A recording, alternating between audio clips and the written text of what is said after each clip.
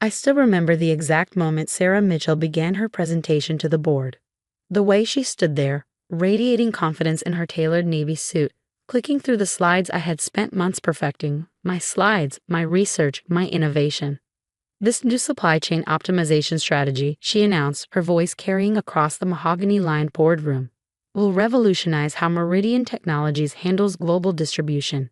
I sat quietly in the back of the room, officially there to provide technical support if needed. In reality, Sarah wanted me present to witness her moment of triumph. She orchestrated everything perfectly, down to the last detail. 3 months ago, when I first shared my ideas with her during our weekly one-on-one meeting, Sarah had seemed genuinely enthusiastic. "Emily, this is brilliant," she'd said, leaning forward in her chair. "The way you've integrated AI with traditional logistics, factoring in real-time climate data for route optimization, this could change everything."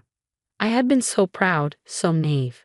After 4 years as a senior logistics analyst at Meridian, I thought I finally had my breakthrough moment.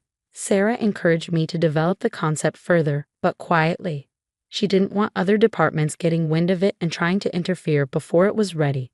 "Let's keep this between us for now," she'd advised. "We don't want half-baked versions circulating. Develop it fully, document everything, and we'll present it when it's perfect." For 3 months, I worked late into the night, refining algorithms, running simulations, and building detailed implementation plans. I tested the system using historical data, proving it could reduce shipping times by 23% while cutting fuel costs by 18%. The potential savings for Meridian would be in the millions. Sarah checked in regularly, offering encouragement and suggestions. She seemed invested in my success, even covering for me when other projects slipped because of my focus on this one. I trusted her completely. Then, last week, she asked me to compile everything into a comprehensive presentation. "The board needs to see the full picture," she explained. "Make it thorough but accessible, and send it to me for review by Friday." I put my heart into that presentation, making sure every slide was perfect, every data point compelling, every graphic crystal clear. I sent it to her on Friday evening, proud of what I created. Monday morning, I arrived to find a meeting invitation, strategic initiative presentation to board, attendance required. But my name wasn't listed as the presenter. Sarah's was. When I confronted her, she was dismissive. "Emily, you're not ready to present to the board. You don't have the experience or the big picture understanding. I'm doing you a favor by handling this part." I was stunned. "But this is my work, my idea." "Is it?" She interrupted, her tone suddenly sharp. "You developed this well on company time, using company resources. It belongs to Meridian, and as your manager, I decide how best to present it. Don't make this difficult, Emily. It won't look good for your career." The threat was clear. I felt sick, but what could I do? She was right about one thing. I had developed everything on company time. I had documented every step meticulously, backing up all my work to the company's servers as required by policy. What Sarah didn't know was that I had also kept personal copies of everything. Every iteration, every email, every timestamp of when I had developed each component. I had even recorded our one-on-one meetings where we discussed the project, a habit I developed early in my career after a previous manager had tried to take credit for another idea, though nothing as significant as this. Now, watching her present my work, I felt a complex mix of emotions, anger certainly, betrayal, but also a strange sense of calm. Because while Sarah had planned this performance meticulously, she had missed several crucial details. The neural network architecture, one board member interrupted. "How does it account for seasonal variations in shipping routes?" Sarah faltered for just a moment. "The AI system is designed to automatically adjust for all relevant variables," she replied smoothly. I suppressed a smile. She had no idea how it actually worked. She had memorized the buzzwords but didn't understand the underlying technology. This would matter later. The presentation continued, and Sarah handled most questions with practiced confidence. When anything too technical came up, she deflected skillfully. "We have a full technical documentation package available for review, or the implementation team will handle those specific details." As she concluded, the room erupted in applause. Several board members stood, clearly impressed. Our CEO, James Chen, wasn't present. He was in Europe overseeing our international expansion. but the rest of the executive team was effusive in their praise. "Sarah, this is extraordinary work," said Michael Torres, our COO. "The potential impact on our operations is tremendous." "How long have you been developing this?" "I've been working on the concept for several months," she replied. Not technically a lie, but the careful phrasing made my blood boil. Of course, I had support from my team for some of the technical elements. That was my only acknowledgement, support from her team. The next morning, the company-wide announcement went out. Sarah Mitchell promoted to Vice President of Global Operations. The email praised her innovative thinking and strategic vision, specifically citing the supply chain optimization initiative she had presented to the board. She stopped by my desk later that day, practically glowing. "Emily, I hope you saw the news. I couldn't have done it without you, Igno." She perched on the edge of my desk, lowering her voice conspiratorially. "Between us, there might be a promotion in this for you too. Junior manager maybe, once we begin implementation." I looked up at her, maintaining a pleasant expression. "Congratulations, Sarah. The presentation went really well." She smiled, clearly pleased with my apparent acceptance of the situation. "You should be happy for me, Emily. Your work made this possible after all. That's how corporate success works. We all help each other climb the ladder." I nodded, smiling back. "Of course, I'm just glad the board recognized the potential of the initiative." Sarah stood, smoothing her skirt. "Exactly. Now I'll need you to put together detailed documentation for the implementation team. Everything you have, all your research and development notes. We'll want to hit the ground running." "I'll start on that right away," I assured her. After she left, I opened my desk drawer and looked at the small USB drive sitting there. It contained copies of everything: the original concept documents, timestamped development logs, recorded meetings, and emails. But most importantly, it contained proof of something Sarah hadn't bothered to check. Before starting this project, I had filed a provisional patent application for the core AI architecture. It was my intellectual property, developed independently and only later adapted for Meridian's specific needs. Sarah had been so focused on claiming credit for the idea that she hadn't reviewed the legal implications of what she was presenting.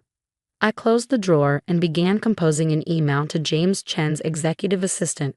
Our CEO would be back from Europe next week, and his first day back always included review meetings with each division. Sarah would be expected to explain her brilliant innovation in detail. I knew James well, not personally, but I had presented technical analyses in his quarterly operations reviews several times.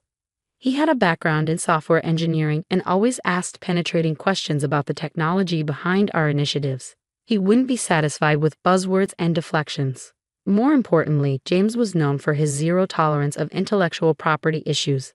Last year, he had fired a senior executive on the spot for trying to pass off a consultant's work as his own. The company's reputation for innovation was built on legitimate R&D, not stolen ideas. "Linda," I wrote to his assistant, "I understand Mr. Chen will be conducting division reviews next week. Would it be possible to schedule 15 minutes of his time? I have some important information regarding the new supply chain optimization system that he should be aware of before the operations review." The response came quickly. "Hi Emily, Mr. Chen has a full schedule on his return. But given the subject matter, I've added you to his 9:00 a.m. meeting with Sarah next Monday. Please bring any relevant documentation." Perfect. Sarah wouldn't know I was attending until I walked in. The rest of the week passed in a blur of activity. Sarah was everywhere. Accepting congratulations, attending executive meetings, already making changes in the department. She assigned me to document everything about the system, which I did diligently. The irony of being asked to explain my own innovation wasn't lost on me. By Friday, Sarah was so confident in her position that she barely acknowledged me. I was just another subordinate now, someone to be managed rather than feared. She had no idea that everything was about to change. I spent the weekend preparing. I organized my documentation chronologically, highlighting key dates and decisions. I collected emails, meeting recordings, and development logs. Most importantly, I prepared a clear, concise timeline showing how I had developed the core technology independently before adapting it for Meridian. Monday morning, I arrived early, the USB drive secure in my pocket. I had learned long ago that timing was everything in corporate justice. Sometimes the best revenge wasn't about dramatic confrontations or public exposures. Sometimes it was about quietly presenting the truth to the right person at the right moment. As I sat at my desk, watching Sarah walk confidently toward her new corner office, I felt strangely calm. In a few hours, she would learn an important lesson about the true meaning of corporate success. It wasn't about climbing the ladder by stepping on others. It was about what you actually built along the way. Monday morning, 8:55 a.m. I stood outside James Chen's office, watching Sarah pace the waiting area. She hadn't acknowledged my presence beyond a confused frown when she saw me there. I could tell she was trying to figure out why I had been included in her meeting. "Emily," she finally said, her voice carrying a hint of irritation. "Did you bring the technical documentation I asked for?" I patted my laptop bag. "Everything's ready." Before she could question me further, Linda, James's executive assistant, opened the door. "Mr. Chen will see you now." James Chen's office was exactly what you'd expect from a tech CEO who still coded for fun. Multiple monitors displayed real-time company metrics, whiteboards covered in complex diagrams lined one wall, and his desk was notably absent of the usual corporate decorations. He looked up from his computer as we entered, his expression neutral but alert. "Sarah," he nodded, then turned to me. "Emily, please sit down." Sarah took the lead immediately. "James, I can't wait to walk you through the supply chain optimization initiative. The potential impact on our operations is tremendous." "Yes, I reviewed the board presentation," James replied. "Impressive numbers. But I have some technical questions before we discuss implementation." He turned to me. "Emily, you're here because you worked on the development team, correct?" Before I could answer, Sarah jumped in. "Emily helped with some of the technical documentation, but I can explain the system architecture."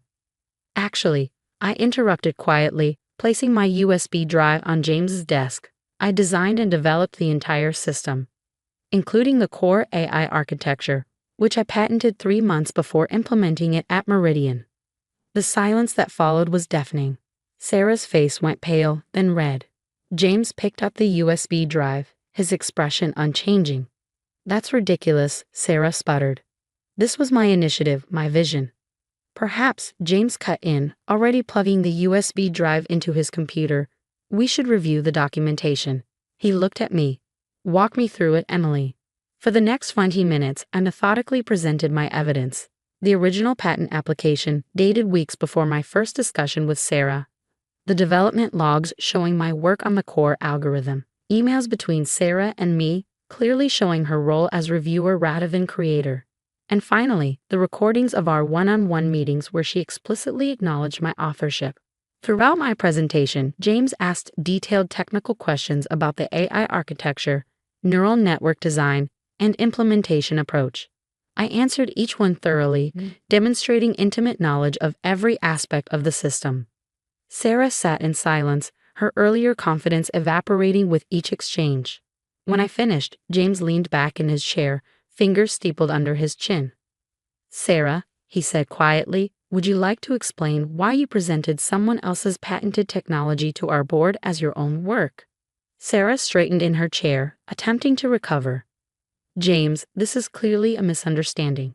Yes, Emily contributed significantly to the technical implementation, but the strategic vision was mine, and anything developed using company resources belongs to Meridian." "That's not entirely accurate," James interrupted. "Emily's patent predates any company involvement. She adapted her existing technology for our use, but the core architecture remains her intellectual property." He turned to his computer, typing briefly, "and our legal department confirms no assignment of rights was ever executed." Sarah's face drained of color. I wasn't aware of the patent situation." "Clearly," James replied dryly. "You also weren't aware that I personally reviewed the patent applications of all our technical staff. I noted Emily's filing when it came through, but I wanted to see how this situation would play out." My head snapped up in surprise. He'd known all along. James caught my expression and gave a slight smile. "Emily's reputation for thorough documentation is well known. I suspected she would handle this appropriately." He turned back to Sarah, his expression hardening. "What's less clear is why you thought you could present highly technical innovation to this company without understanding the underlying technology. Did you think no one would ask detailed questions during implementation?" Sarah sat in stunned silence, her carefully constructed world crumbling around her. I'll need your resignation by the end of the day, James continued. We'll announce you're leaving to pursue other opportunities. The alternative is termination for cause and potential legal complications regarding intellectual property theft. Your choice. Sarah stood shakily, her designer suit suddenly seeming like a costume rather than armor. I'll have it to you within the hour. She turned to leave, then paused. Emily, That's all, Sarah. James cut her off. After she left, James turned to me. The patent application was well written. Have you considered how to commercialize it beyond our specific use case? I blinked, thrown by the sudden shift in conversation. I have some ideas, but I've been focused on the Meridian implementation. He nodded. The VP position is now open. Normally, we do a full search, but given your technical expertise and clear understanding of our operations. He left the sentence hanging. Are you offering me Sarah's position? No, he replied. I'm offering you a position you've actually earned. The board meeting is at 2 p.m. I'd like you to present your innovation again, properly this time. I left James' office in a daze. By the time I reached my desk, Sarah's office was already empty, her personal items packed in record time. A company-wide email arrived moments later. Sarah Mitchell has decided to leave Meridian Technologies to pursue other opportunities. Please join us in wishing her well in her future endeavors. A second email followed shortly after, this one marked urgent. All staff, please attend a special board presentation today at 2 p.m. Streaming links provided for remote offices. As I prepared for the board presentation, updating slides to include the technical details I'd originally omitted at Sarah's insistence, I reflected on how differently things might have gone if she had simply acknowledged my work instead of trying to steal it. We could have collaborated, both advancing our careers through legitimate means. But Sarah had chosen a different path, and now she was experiencing the consequences of that choice. As I gathered my materials for the board meeting, I noticed her corporate credit card sitting abandoned on her empty desk. The last visible trace of her brief tenure as VP. Sometimes I realized the most satisfying revenge isn't about getting even. It's about standing firmly in your truth and letting justice unfold naturally. Sarah had built her success on deception, and like all such foundations, it had ultimately crumbled under its own weight. The real work was just beginning. In a few hours, I would present my innovation to the board again, this time as its rightful creator. And after that, I would step into a leadership role earned through genuine achievement rather than manipulation. As I walked toward the boardroom, laptop in hand, I smiled thinking about Sarah's words from just a few days ago. That's how corporate success works. We all help each other climb the ladder. She had been wrong. Real success wasn't about climbing over others. It was about building something valuable and having the integrity to stand behind your work. Sarah had learned that lesson the hard way. Now it was my turn to show everyone what genuine leadership looked like. Standing in front of the boardroom at 2 p.m. felt surreal. The same room where I had watched silently from the back just days ago. The same executives who had applauded Sarah's deception were now looking at me with curious anticipation. But this time was different. This time the truth would take center stage. James Chen opened the meeting with characteristic directness. You all saw this presentation last week. Today, you'll meet its actual creator and understand the full scope of the innovation. I took a deep breath and began. Unlike Sarah's buzzword-heavy performance, I dove straight into the technical architecture. I explained how the AI system learned from historical weather patterns, route efficiencies, and real-time data to optimize shipping decisions. I showed real simulations, demonstrating the system adapting to complex scenarios. The questions came rapid fire, but this time, there were no deflections, no vague promises about implementation details. I answered everything with precise technical knowledge, drawing on months of development work. The potential savings are actually higher than initially presented, I explained, pulling up a new analysis. Sarah's numbers didn't include the system's ability to predict and avoid weather-related delays, which could save us an additional 7% annually. Michael Torres, our COO, who had been so impressed with Sarah before, leaned forward. Why weren't these details included in the original presentation? They were in my draft, I replied diplomatically. The version you saw was edited. Understanding rippled through the room. Several board members exchanged glances. They had been deceived, and no one likes feeling foolish. And you hold the patent on the core technology? Asked Jennifer Wu, our head of legal affairs. I nodded. Yes, though I'm open to discussing exclusive licensing terms with Meridian. I developed the base architecture independently, but its current form is optimized for our specific needs. James spoke up. I've reviewed the patent. It's solid and the potential applications extend beyond just supply chain management. I believe we should discuss acquisition rather than just licensing. The energy in the room shifted. This wasn't just about a personnel issue anymore. This was about securing valuable intellectual property and maintaining Meridian's competitive advantage. The presentation concluded with a standing ovation, a genuine one this time. As people filed out, several board members stopped to shake my hand or exchange cards. Jennifer Wu asked me to meet with her team about the patent acquisition. Michael Torres apologized for not asking more technical questions during Sarah's presentation. But the most significant moment came when James announced my appointment as the new Vice President of Innovation and Operations. Emily's promotion isn't just about this one innovation, he explained. It's about recognizing the kind of leadership we want at Meridian. Technical excellence combined with integrity.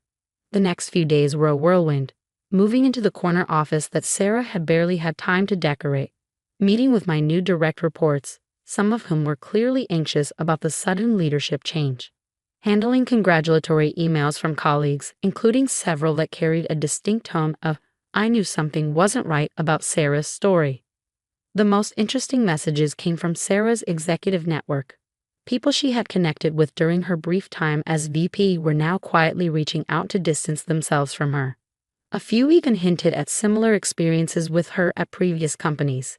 It seemed her pattern of taking credit for others' work wasn't new.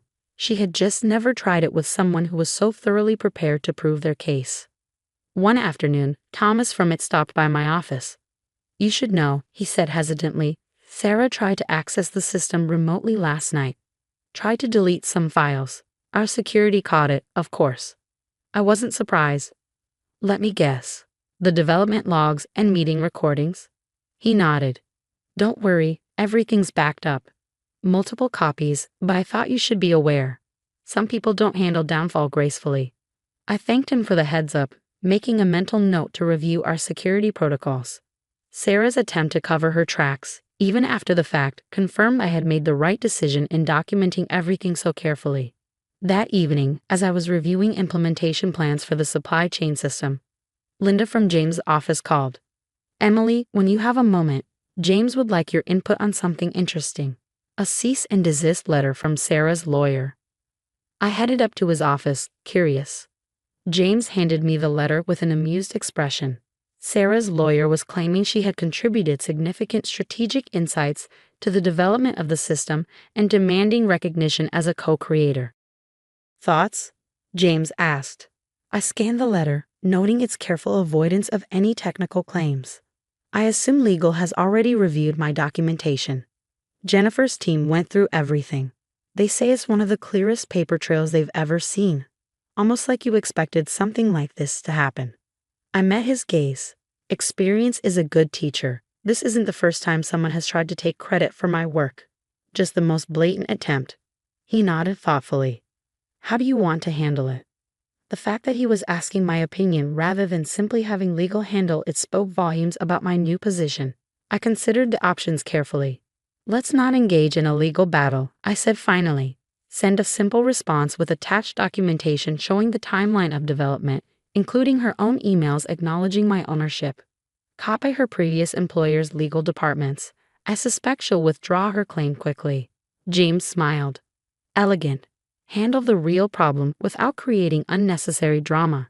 That's the kind of thinking we need in the executive team. As I walked back to my office, I reflected on how differently this could have played out. If I hadn't documented everything, if I hadn't filed that patent, if I hadn't stayed calm and strategic, Sarah might still be sitting in this office, building her career on stolen ideas.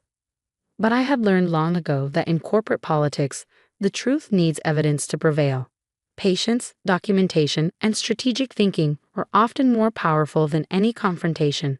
My phone buzzed with a message from Jennifer in legal. Sarah's lawyer had already withdrawn the cease and desist letter. Apparently, the mere mention of involving her previous employers had been enough to make her reconsider. I smiled, settling into my chair. time to focus on what really mattered, implementing the system properly and leading my team with the integrity that Sarah had lacked. Success built on truth might take longer, but it lasts. 6 months after Sarah's departure, I stood in front of my team, celebrating the successful global rollout of the supply chain optimization system. The results had exceeded even my most optimistic projections. A 27% reduction in shipping times, 22% cost savings, and an unexpected decrease in our carbon footprint due to more efficient routing. This success belongs to all of you, I told the gathered group. Every test you ran, every bug you fixed, every suggestion you made helped build something remarkable. I meant it. Unlike Sarah, I understood that real leadership wasn't about claiming credit. It was about building others up and recognizing their contributions. The changes went beyond just numbers. Our department culture had transformed. Gone was the fear of speaking up, the careful monitoring of who got credit for what ideas. Instead, we had created an environment where innovation was openly shared and collaboration was genuine. One morning, James called me into his office. The board wants to discuss expanding your system beyond Meridian, he said, sliding a document across his desk. Several major logistics companies have expressed interest in licensing the technology. I picked up the proposal. The potential revenue numbers were staggering. This could be bigger than anything we anticipated. James nodded. Your patent rights turned out to be quite valuable. The board is proposing a separate division, with you as executive vice president, full profit sharing on all licensing deals. As I reviewed the details, I thought about Sarah. Last I had heard, she was struggling to find another executive position. Her attempt to claim credit for my work had become known in industry circles, making companies wary. She had tried reaching out once, sending a LinkedIn message suggesting we put the past behind us and explore collaborative opportunities. I hadn't responded. Some bridges, once burned, should stay that way. Instead, I focused on building something meaningful. I established a mentorship program for junior developers, ensuring they got proper credit for their innovations. We implemented clear documentation requirements for all projects, protecting both the company and individual contributors. Most importantly, I made sure everyone understood that success didn't have to come at someone else's expense. One afternoon, while reviewing quarterly results with my team, Maria, one of our newer analysts, raised her hand. I've been working on something in my spare time, she said hesitantly. An AI-driven approach to predictive maintenance for our delivery fleet, but I'm not sure about the protocol for presenting it. I smiled, remembering my own uncertainty years ago. Document everything, I advised. I'll help you file a provisional patent application first, then we'll present it together to the board. Your name, your credit. The grateful look in her eyes reminded me why proper leadership matters. We weren't just building systems and processes, we were building people's futures. The story of Sarah's deception and downfall had become something of a legend at Meridian, though I discouraged people from dwelling on it. Still, its lessons weren't forgotten. New employees were thoroughly trained on intellectual property rights and proper attribution protocols. We called it the Innovation Protection Program, though some jokingly referred to it as the Sarah Rule. A year after the events that changed my career, I received an unexpected email from James. He forwarded a message from another tech company's CEO, warning about Sarah applying for a senior position there using project examples that seemed suspiciously like work done at Meridian. Thought you should know, James wrote. Your documentation system saved more than just your innovation. It's protecting our entire industry from this kind of behavior. I archived the email without responding. Sarah's path was no longer my concern. My focus was on the future, expanding our technology, growing our team, and proving that the most powerful innovations come from collaboration, not theft. Looking out from my office window at the bustling development floor below, I felt a deep sense of satisfaction. The corner office was nice, the executive title was gratifying, but the real victory was in creating something lasting, not just a technological system, but a culture of integrity and innovation. Sarah had taught me an unintended lesson. Success built on lies eventually crumbles, but success built on truth and innovation endures. In the end, that was the most valuable innovation of all.